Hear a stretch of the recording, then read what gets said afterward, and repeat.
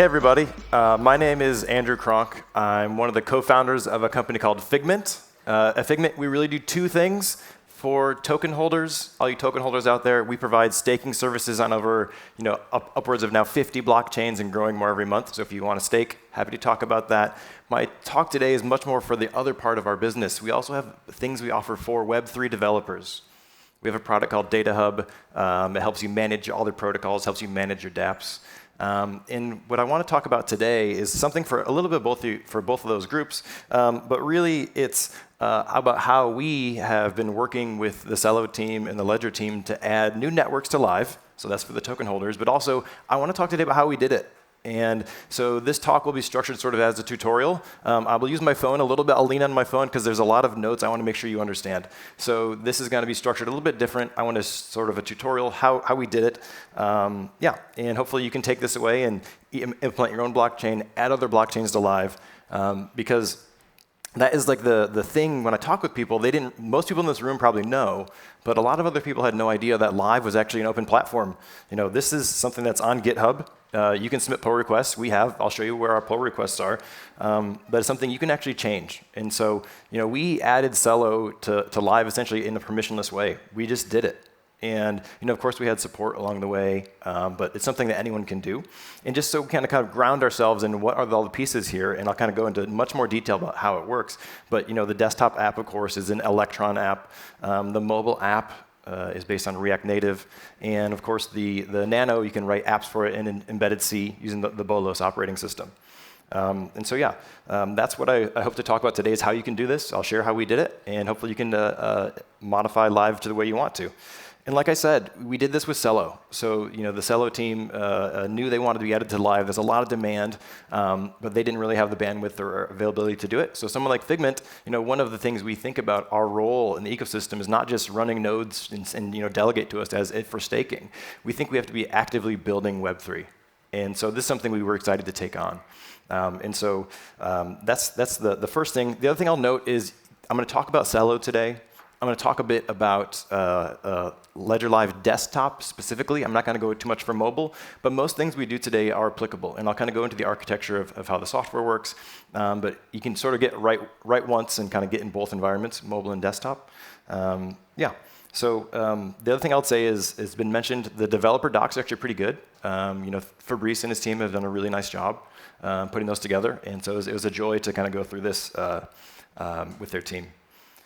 Okay. Let's kind of zoom out and let's get a very high-level overview of all the different things we might have to do, or will have to do, really, to go through this process. In the middle, of course, is a Ledger Live app, and again, I'm talking about really the desktop app today. But the Ledger Live app does two things. It sort of communicates in two directions. On the left, it sort of communicates down to a device, a Nano device. And there's a number of things you have to do there to implement that. In addition, it communicates out to the outside world, meaning you have to talk to an RPC full node to get data from the blockchain or to broadcast a transaction out. You also maybe need to talk to a block explorer or something called a data indexer, which I'll get into more details about that later. But the thing to take away here is that all this is open source. All this is available to you. It's something that, again, when I talk with people, they didn't really know, like you can actually go and look at all this code. What do we actually need to do? Here's a very high-level overview of everything you're going to have to do to do this. The thing I would say is, there's one person on our team that really did this. So in terms of like, how big of a team do you need? This is one person on our team, was a full-stack developer. Their skill set was JavaScript. They had some Ruby on Rails expertise. There's someone named Pavel Wynn on our team, so thank you, Pavel, for doing this work. In terms of the timeline, after you do your first one, I expect this would take on the order of weeks. Not something that's going to take 6 months for you to do. And then some of the other things that you'll run into along the way is just, at the points you integrate with the Ledger team, you submit a pull request, you go back and forth on some of the changes. I'll get into all that. But really, here's what you need to do. First, you need to set up your development environment. And I'll talk specifically about some of the things that we did, some of the things that we would do differently next time about the development environment. The second thing you need to do is, I mentioned, you need to be able to broadcast transactions out. So you have to get access to RPC nodes, or you have to create a data indexer. Of course, that's one of the things we offer through our product Data Hub. We offer RPC nodes and data indexers on almost 20 blockchains right now. That's the second thing you'll have to do. The third thing you'll have to do, and this is really where you'll do most of your coding, there are a couple main interfaces that you'll need to implement. I'll talk about that. They're called the bridge interfaces, but this is really where you spend most of your time coding. And then the last part I'll talk about today is what you actually have to do to add staking to Ledger Live. So a quick tech check. I mentioned some of the skills you'll need to do most of the integration work on the Ledger Live app itself. This is looking like mostly JavaScript, TypeScript, things like that. A lot of the libraries are composed together from different JavaScript applications. For the RPC node access, you could run it yourself. You could go out and run your own copy of the blockchain. That's great. Or you could use a service, like I said, like Data Hub. If you want to do it yourself, you'll need some DevOps skills and expertise. If you need to create higher-level analytics, if the raw blockchain data coming from an RPC is not enough, you'll have some sort of back-end data programming language. We use Golang. It seems pretty popular. Take your pick. We have open sourced, I think, maybe 15 different data indexers on different blockchains which you can go and grab. The fourth thing you'll need is you'll have to have a block explorer. If your blockchain does not yet have a block explorer, you'll have to create it. If one already exists, you can just use that. In the example here we're going to go through, we used a block explorer we created. We have one called Hubble. Hubble is an open source block explorer. I think we created it 3 years ago. There's 15 proof-of-stake networks on it, but you'll have to do that as well. So these are sort of the technical skills you'll need to go and do this integration if you want to add your own blockchain to Ledger Live. So the first step, of course, is to set up your development environment. I've put this on the screen here. This is sort of transposed from the docs. These are the key pieces of the puzzle that you'll have to think about. You have live common. This is the bulk of where a lot of the code lives, and this job is essentially to hold all of the business logic. Live common communicates out to the outside world, the explorers, your RPC nodes, your data indexers, things like that. And really, a lot of your work will be in live common. If you have sort of environment-specific things for mobile, or for desktop, there are specific libraries for that, of course, where just those specific things are handled. And then on the other side, there's something called Ledger.js. The name, to me, was a little bit confusing when I first started. It's not a single thing. It's a collection of things. But it's really, how do you communicate with a Nano app? How do you send things back and forth? How do you pull data off of it? And that's sort of the jobs here. So when you start setting up your development environment, these are the things you'll have to really think about. Also, some pro tips along the way. There is an emulator. So if you want to be doing this work, you can use the device. That's great. You can use any number of devices. We use more of the emulator, I think. But yeah, it's there. It's called Speculoos. Again, this is open source. And I assume that all new devices that Ledger releases will be available in it. It's very handy. One thing I would say is that if the first time you load up the Ledger Live app and try to build it, this will take about 20 minutes. And so it's a very long sort of development cycle. The subsequent times takes about 5 minutes, at least for us. But the good news is that there is a CLI you can use. So the Ledger Live app, calls out to mostly to this Ledger Common or Live Common library. But there's a CLI you can use which does all the same calls. So that was something we were able to do to really shorten our development lifecycle, was using the CLI. So I definitely recommend that. That was the one part I would maybe update in the docs. It wasn't clear that was something we could do, so definitely do that. OK, so we've set up our development environment. The next thing we want to do is get access to an RPC node or data indexer.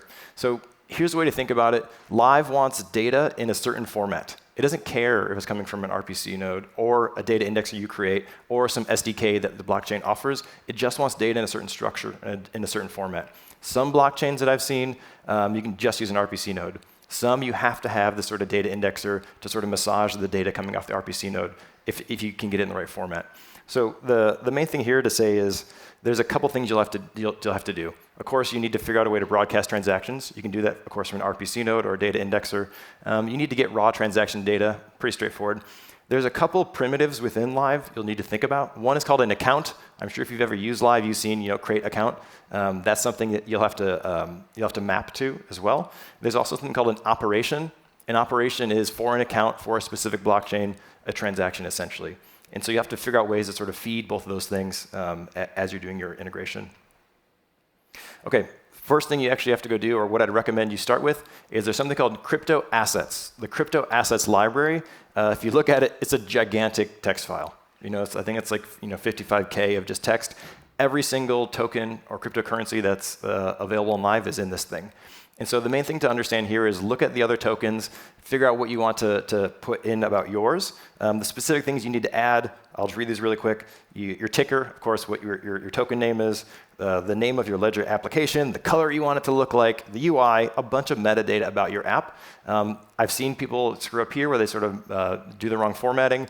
It's sort of a copy and paste exercise of a certain data structure, but this is where you start. And this will be used in the next step, which is implementing these bridge interfaces. And so just to kind of set the context about how much work you might have to do, there's a sort of a joke in tech. There's a company called Twilio, and they say, one of the things they say is like how to draw an owl. I don't know if you've ever seen this. It's like step one, draw 2 circles. And then step 2 is like draw the freaking owl. Like this is where you have to draw the freaking owl. Like everything I've said is like draw 2 circles. And now this is where a lot of work is. So in terms of budgeting your time and how much sort of a context you'll need, this is where you're going to spend most of your time. There's 2 main bridges here that you'll need to implement. There's interfaces. The currency bridge, you can read about that, but the main thing to know is there's this method called get account shape. That's where you start. Look up that, read about that. That's where I'd really start. On the account bridge, it sort of handles something quite different, but there's a method called sync. If you start with these 2, everything else will be much easier. We had sort of picked and started random interfaces. Start with these 2, and as you implement it, everything else you'll sort of get for free. So the summary of what I've just said is start with crypto assets library, which is just a big text file. Then do get account shape. Then do sync on the account bridge. OK, now we're to the actual staking part. What I would say about staking, again, we run validators on, I think, approaching 50 networks. Every network's a little bit different. And so what I'm going to walk you here through for Celo is very unique to Celo. There is an example already in Ledger Live with Polkadot, which has some similar characteristics. But what I would say is if you want to add staking, staking is just, the way that I think about it within Ledger Live is just a set of transactions. We just happen to be doing something with our tokens. And so the first thing we do for Celo is we lock our tokens. You have an idea of a main balance, you lock it, and essentially remove it from your main balance. The very next thing you do is you want to vote. In Celo, voting is you vote for a validator group. A validator group has n number of validators in it. Then you vote. Then this is where it gets a little funky. Then you wait. You essentially have a warm-up period where you have to wait around 24 hours to come back, and then you have to activate your vote. And so if you're thinking about the UI in Live and how this is going to look, of course, you have to have some sort of way to show there's a pending state. You have to wait 24 hours to go back and activate your vote. But these are all the things you have to do. And after you go through all these steps, then you're essentially staking. Then you're earning rewards. And again, I'll go back to the example with Polkadot. There's really good documentation in the Ledger Live Help Center about Polkadot and shows how Polkadot works because there's similar sort of pauses and delays in the Polkadot staking process. So if you want to see how this could look or what the UI affordances are, that's where I would check it out. And then, of course, you have to reverse all those steps I just talked about. You have to revoke your vote. You have to unlock your tokens. You have to withdraw your tokens back to your main balance.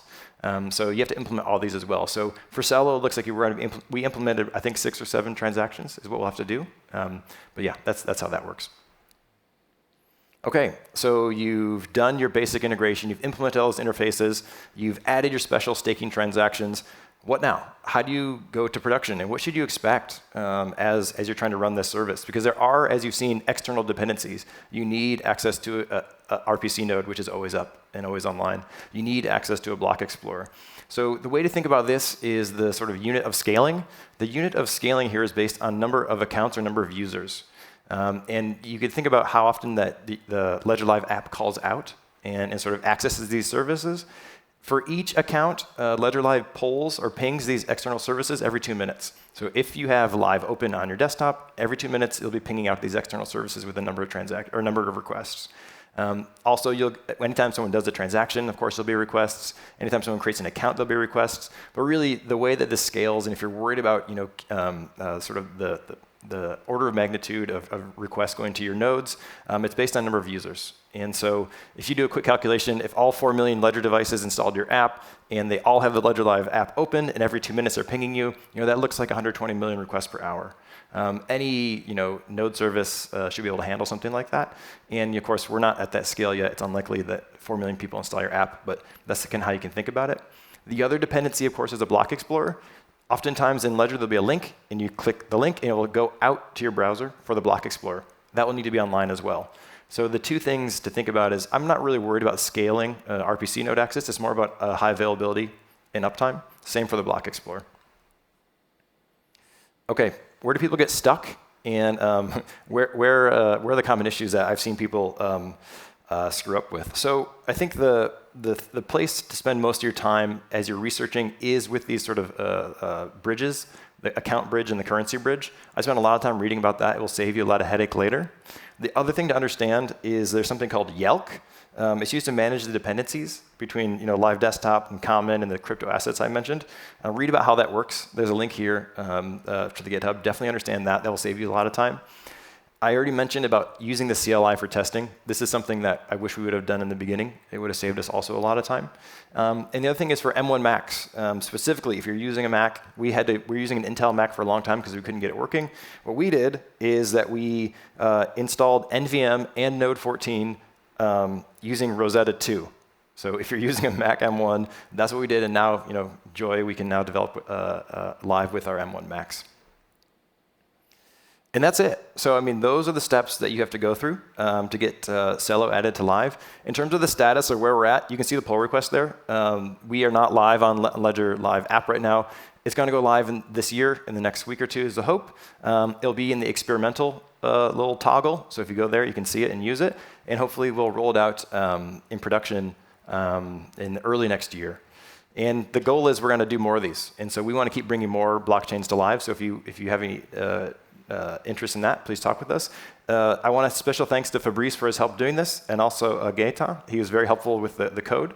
So yeah, that's how we added Celo and staking to Ledger Live. Thank you.